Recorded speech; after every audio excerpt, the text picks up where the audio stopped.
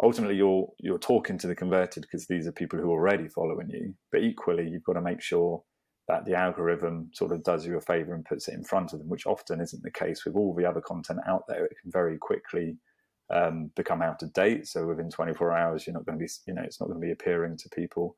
And also it's going to struggle against other forms of content out there. So really amplification is kind of saying, okay, we there's no harm in posting it to those platforms, but it's kind of looking beyond that and saying, like, we've invested heavily, we've got this fantastic content. What do we do now? Joining me today is Kenndey-Washington, who is an expert in amplifying your content.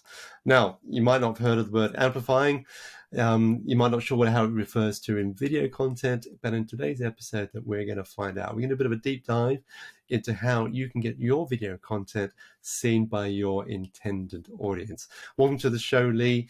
Before our listeners, tell me a little bit about who you are and what you do. Hi, Simon. Thank you for having me on the show. So my name is Lee Kenndey-Washington. I run an agency called Viral Seeding. It was established in 2010, and I work primarily with brands and agencies to take the videos that they have made and put together and implement a strategy to get those videos seen by the targeted audience. So that can be a mixture of promoting content on social media, online PR, working with influencers. And the whole overall objective is maximizing the reach for a particular piece of content. You call this amplification. It's a term that you and I might be familiar with, but for our listeners who might not be familiar with the term, what does amplification actually mean? It's really about, if you put the effort in budget into making a piece of content, it's ensuring that you also have a strategy in place to make sure that the audience are going to get to see it. So I liken it to, if you're going to make an advert for TV, you've got to think about the distribution strategy of what TV channels you're going to put it on, what kind of ad space you're going to buy there. And it's taking that approach on a kind of lower cost level, but thinking about what digital channels are you going to use? What social channels are you going to use? Are you going to have some sort of digital PR to secure coverage for that? Are you going to work with influencers? Are you going to work with bloggers? And the whole idea is to kind of bring all of those elements together to make sure that you're essentially going to cut through all the noise online to get your message across, ultimately reach a new audience, and the end goal is new customers and inquiries for your business. Now, I think I'm seeing that with a lot of the businesses I've worked with for many years, is that they put a lot of effort into the actual production, maybe not enough beforehand, but definitely afterwards. They sort of tend to maybe post a video onto YouTube, embed it on the website, maybe share it on social and think it's job done, and almost expecting people to come and watch it. Now, I think I've now worked with clients who basically might be a bit disappointed with those results. I mean, so let's go a little bit deeper into why do we need to amplify our content these days? It's often kind of the mistake that a lot of brands and businesses make, is kind of that assumption that people will come to them. They need to take the content to a new audience. Equally, you're sort of battling with the algorithm of the social network. So if you may already have your following online, you might have your social pages with a decent enough following in place, and you might post a piece of content. Ultimately, you're talking to the converted because these are people who are already following you. But equally, you've got to make sure that the algorithm sort of does you a favor and puts it in front of them, which often isn't the case with all the other content out there. It can very quickly become out of date. So within 24 hours, you're not going to be, it's not going to be appearing to people. And also it's going to struggle against other forms of content out there. So really amplification is kind of saying, okay, there's no harm in posting it to those platforms, but it's kind of looking beyond that and saying, like, we've invested heavily, we've got this fantastic content. What do we do now? Can we send it out to different people? Can we send it to journalists? Can we kind of wrap it in a press release? Can we include in any other newsworthy information with it? Can we also make sure that we're spending budget wisely in terms of boosting and promoting the content, kind of reaching an entirely new audience? We've invested in making and producing this. How can we go beyond that and create something that has that further reach? And I kind of take the analogy of TV advert. If you're making an advert for TV, you've really got to think about where you're going to place it, what programs are our audience interested in, and where can we get that, where can we get that exposure? And it's it's a similar thing. You're taking that approach, but into the digital space of saying, okay, and it's obviously at a far more affordable level of we've created content. Now let's reach people where they spend their time online. And it's having that strategy sort of side by side with the production. No, I love that analogy in a way, because it does apply to any sort of content, even business to business. You might create the content, but if no one sees it, what's the point? That's exactly it. And I think depending on your business goals, I think you can be much cleverer and smarter by actually going, right, I've got this piece of content. Yes, we do have a audience that we can share this and show this to. But actually, if I want to grow my business and potentially get more sales, get more leads, whatever it might be, then actually I need to think about promoting this into this audience. This is why amplification is really important, particularly with video content. And I think there's a danger that as well that people sort of delve a little bit in content production and then they get put off because they've spent the budget and then they've not necessarily seen that sort of translate to the views in engagement and conversion to new customers. And this is often the missing part of the overall plan in a way is, they've kind of forgotten the distribution amplification part. No, I think if you produce a piece of content, upload it to YouTube and expect you to get literally thousands of views, you get to be disappointed. So generally my experience. Yeah, unfortunately. Yeah. And so therefore it's very frustrating when I work with clients when they just do that. And then because then they argue and say, well, they go, actually, we use video content. We did it once, didn't really work.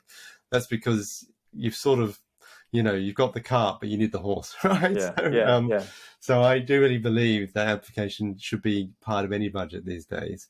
In terms of how much, well, that really depends on what goals you want to reach.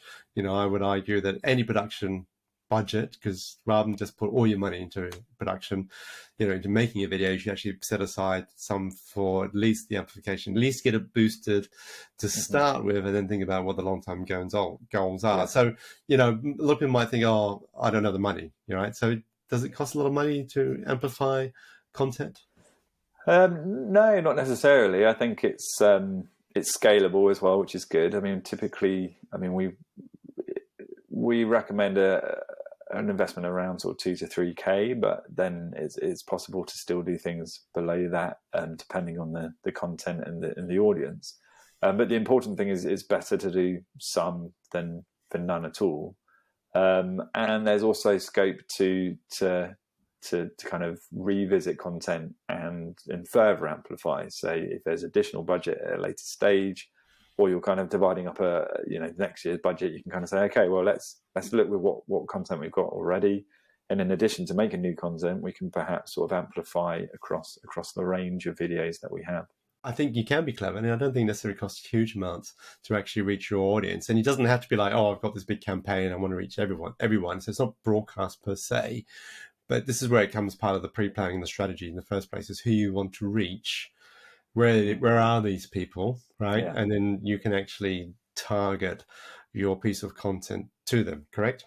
Yeah, absolutely. And equally, in a sort of in looking at B2B, I mean, we've sort of worked with those premium brands, but we've also worked on large scale recycling machinery. So you can almost take the same approach and look at, it's kind of about understanding where the audience is spending their time, profiling them, and in terms of the targeting that you can then put in place, it kind of really depends on the content that you're seeding and the target audience. You might then think, okay, well, we'll sort of we'll undertake a bit more LinkedIn activity for this.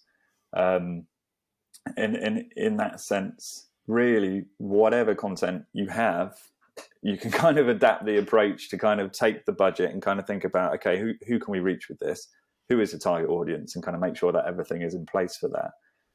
Often the kind of B2C campaigns we do are very broad, but then equally some of the B2B work is extremely niche, and it can even be targeting people working at specific organizations. We've worked on sort of campaigns where we're looking to target city officials in particular cities in the world. So you can kind of really drill down. And in fact, that in terms of kind of long tail, kind of longer promotional sort of work that you can do, you can take a video and you can kind of say, okay, well, we want to reach people who are working at these particular places in these. I mean, this is very much sort of LinkedIn territory, but particularly in that space, you can kind of look at what job are they doing and where are they working, basically, and get the video in front of them, which 10 years ago was impossible, really. So in a way, the way things that they've developed, it's kind of like, even though it's a lot noisier, there are tools available.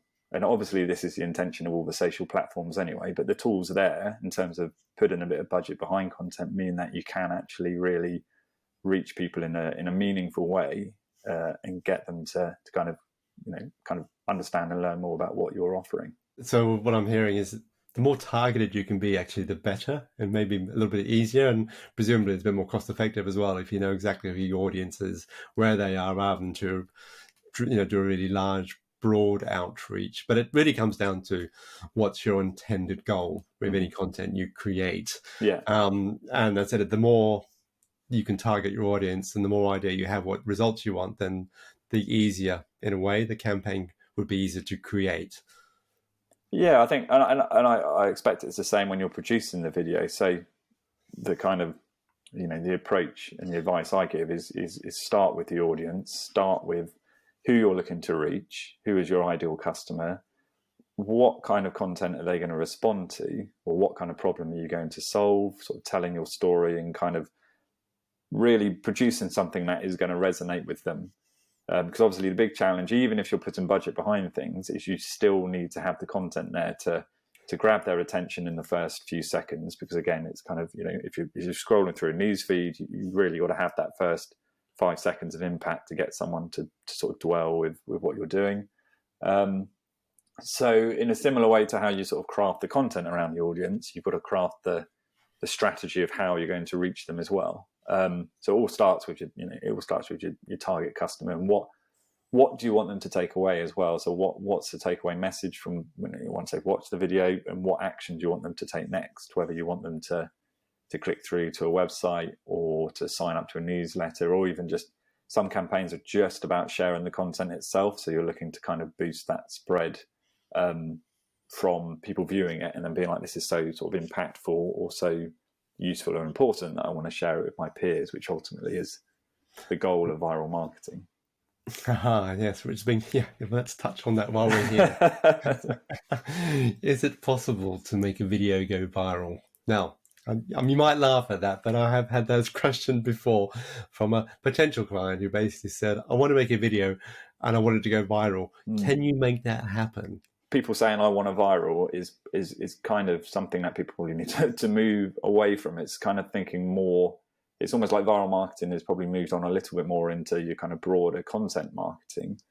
And from, even though the agency is viral seeding, and kind of we specialize in kind of the viral marketing space, a great deal, quite a number of the campaigns that we work on require a lot of work to kind of push them to go viral, as it were. And then quite a few more are your kind of steady. It's more of a flat curve rather than your exponential. So you kind of just kind of keeping them ticking along. That said, there have been campaigns we've worked on where you can kind of see that exponential growth in the content being shared as you follow it on, particularly with Twitter and those kind of platforms where you can see people kind of resharing content.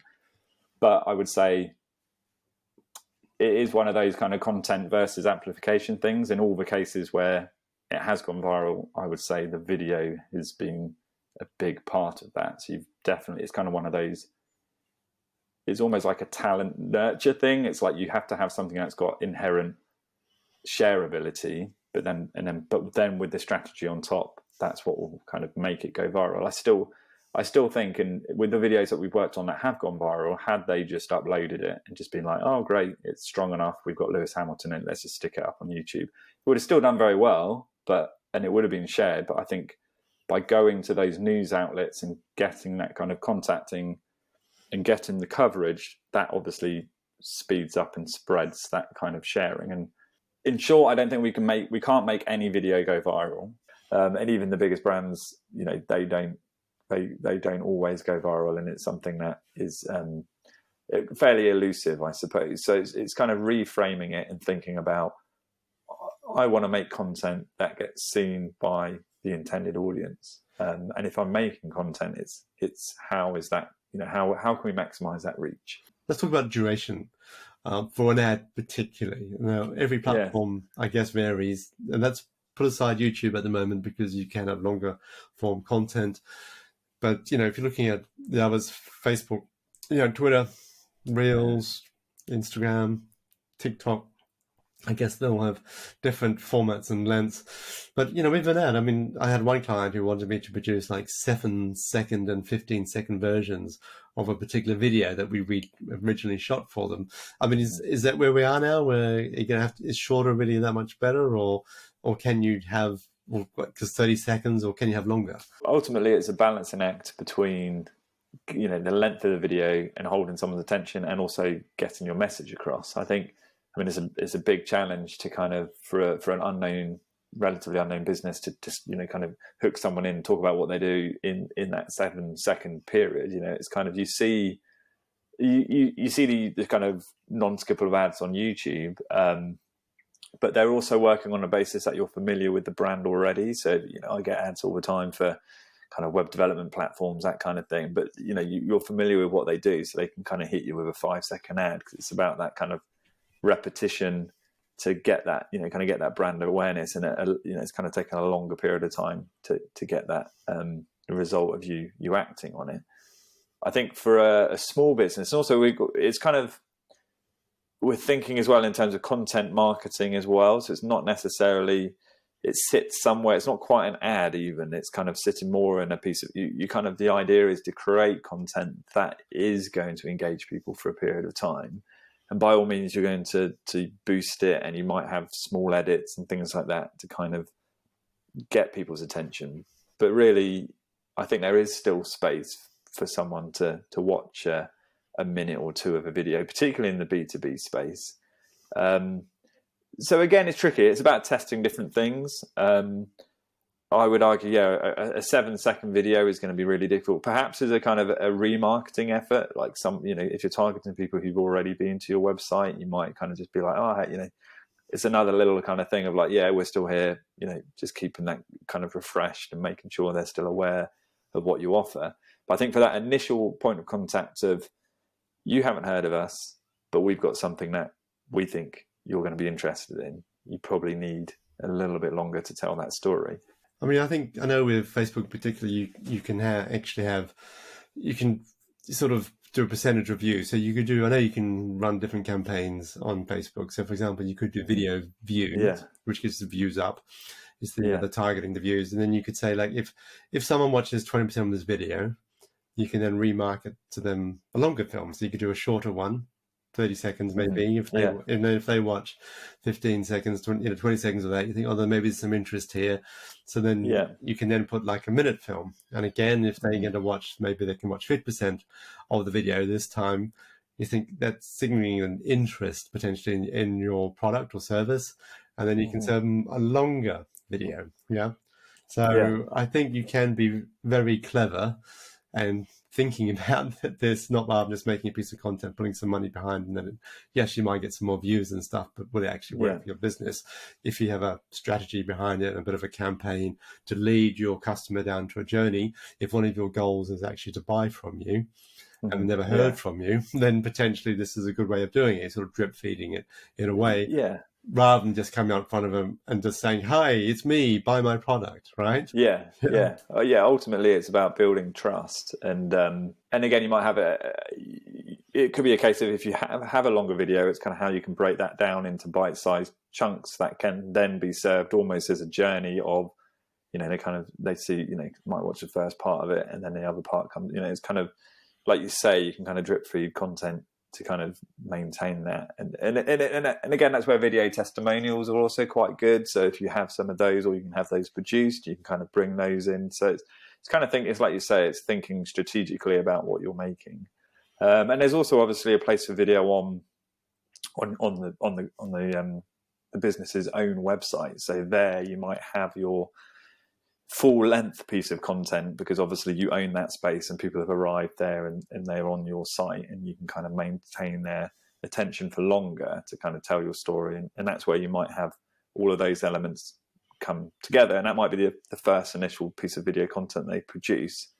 And then it could be taking snippets of that and then using that. So, it's kind of thinking creatively about maximizing the content really. If you're going to all the trouble of producing a video to talk about your business, then the logical part of that is to say, okay, well, this is brilliant, we've done the hard work already, let's take snippets of this and push it out, and then really amplify it, and obviously then the overall return on investment for that is going to be greater. No, absolutely. I know so many clients that they think focus on the production, all the money piles into the production, and then they don't really think about how they're actually going to get eyeballs or how they actually get in this in front of their audience. I know this is a big subject, talk about metrics, because I think a lot of people, they might upload a video to YouTube, for example, or Facebook, and they just look at one figure and look at views. Right. Yeah. Now, views tells part of the story, but only a small part, because ultimately on each platform you can find a whole lot more information. So for any piece of content, I mean, especially if you're paying for it, you definitely will look at the matrix. But even if you're just uploading natively, I mean, what kind of content should we be looking at in terms of the matrix? I mean, the view count is almost a vanity metric. So you want to kind of look at the view rates at different points in the video. So with YouTube, it provides data on how many of your viewers were 25%, 50%, 75%, and 100%. So you want to kind of see where the attention, and they actually have a graph, so you can kind of see as the video is playing, you can see where people drop off. So it's important to kind of bear that in mind, and in terms of measuring, it's looking at, and it's kind of thinking about, okay, yeah, so how much of the full video was seen, how much of the branded points are people taking away from this as well, which again is that argument of putting some of the brand and kind of call to action earlier in the video.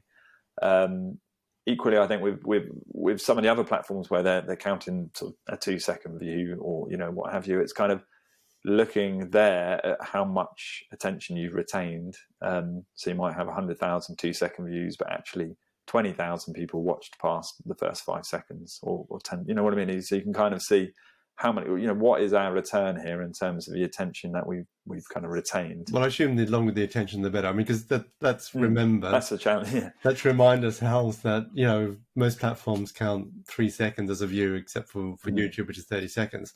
So it's quite easy to get quite a high view count. All right, in terms of only 3 seconds. But ideally, you want to see what we call the retention rate or the watch rate. Exactly. But also, don't be disheartened in terms of watching people drop off either. Every video pretty much has a very large high point up here, and then they drop off quite quickly. All right. So don't think, oh dear, that video's not performed. Every video has this, by the way. What you're looking for is the longer the retention time, the better, right? And the idea is important to look at this, because then it sort of helps you create what kind of content you should be creating. Yeah, that's it. It's a kind of feedback loop then of as you kind of produce more content, you kind of see, okay, what's working for our particular audience, and kind of what are they interacting with.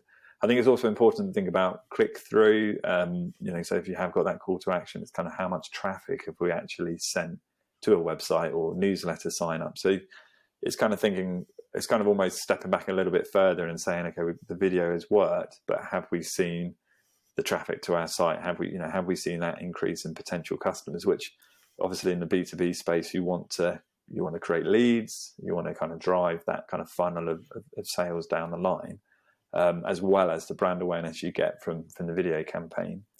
Normally, when you're posting video natively and you put links there, the platforms don't like it, right? Because it's normally pointing away from the platform. Yeah, I think when you're creating a piece of ad content, for example, and actually putting a link in there, it's probably the time which is a positive, right? Not only that, you can measure it too, because each platform will give you that data in terms of what we call the click-through rate. And that's important to measure as well, because then it will help you what is the call to action you need to do. Yeah, and again, in terms of expectations for that, I mean, it is typically quite low. It's normally in the 1% of view count, a viewer, 1% will click through. But again, if you can kind of, it's important to measure that as a metric in terms of the success and of driving new customers or kind of traffic to the website. Equally on the coverage side or with influencers, we also look at the metrics of reach for those particular platforms or followers and engagement there. And we've worked on campaigns where from an influencer activity, we've seen sales from particular posts, and equally you can You can look at kind of discount codes. So you can create discount codes specific for a particular channel.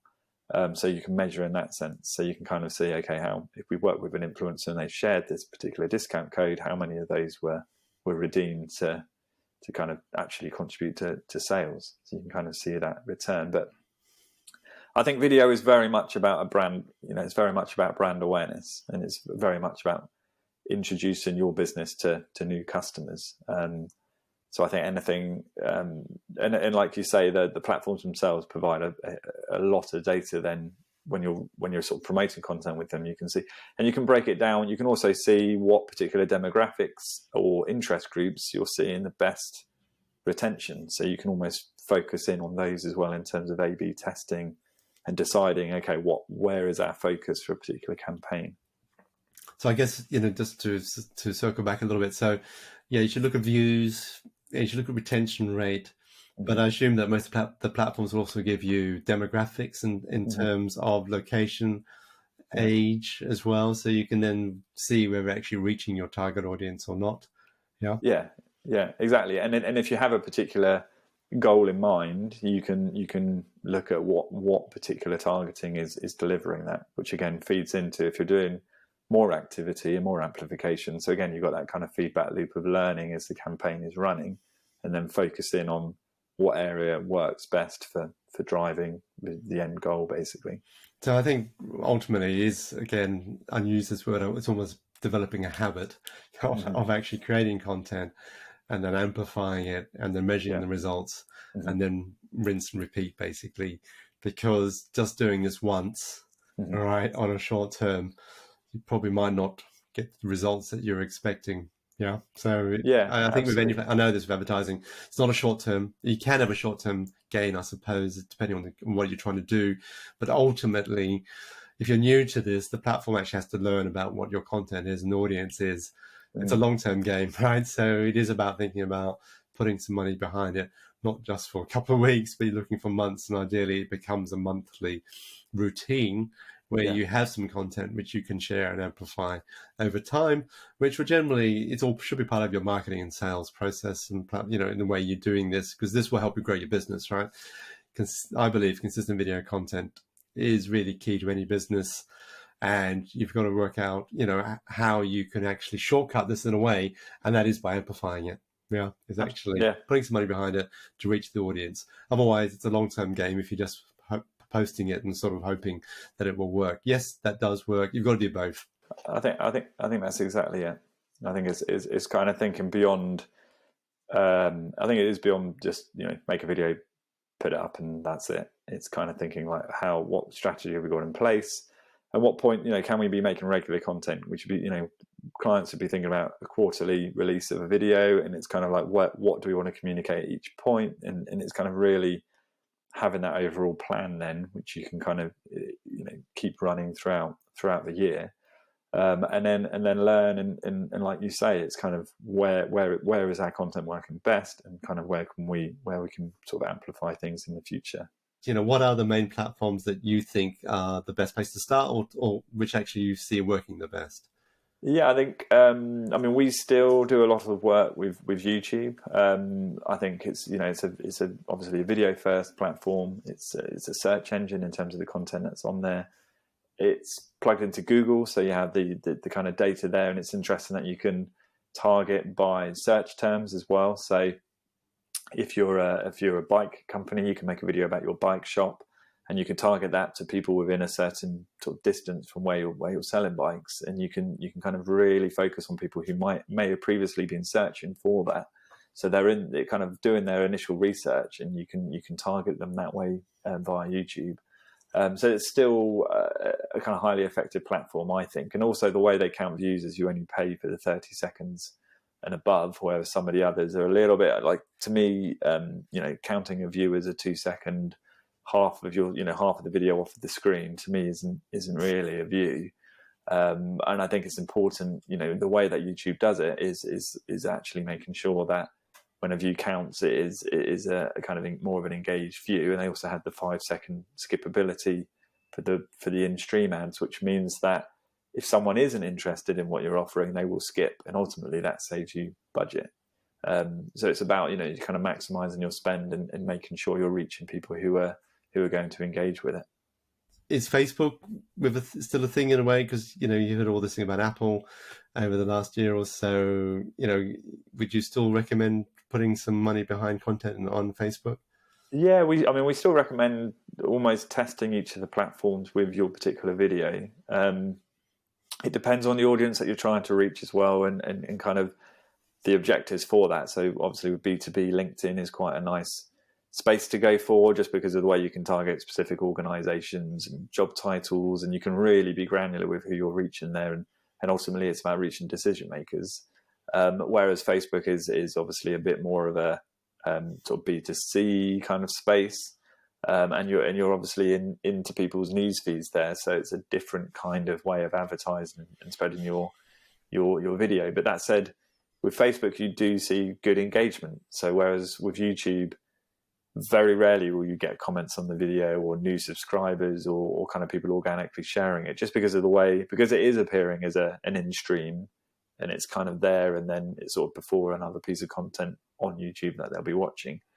That sometimes means you're not going to get the engagement in the same way as on Facebook. You will have people commenting, tagging friends, and you might get kind of a little bit more of an organic sort of sharing of the video on top of your spend, which is quite good.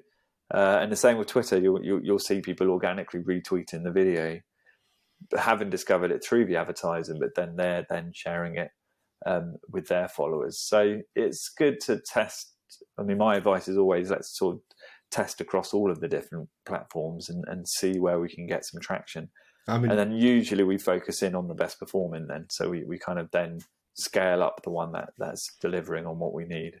And what about LinkedIn? Because I still feel that LinkedIn's probably highly underutilized when it comes to ads. I hardly notice any ads on LinkedIn actually. I think LinkedIn is fantastic. I mean, we worked on campaigns where we targeted city officials, in particular cities around the world, with a kind of climate change message, and so you can kind of really go quite granular, and I think that's interesting. So if it's a business, you've got your dream list of potential customers.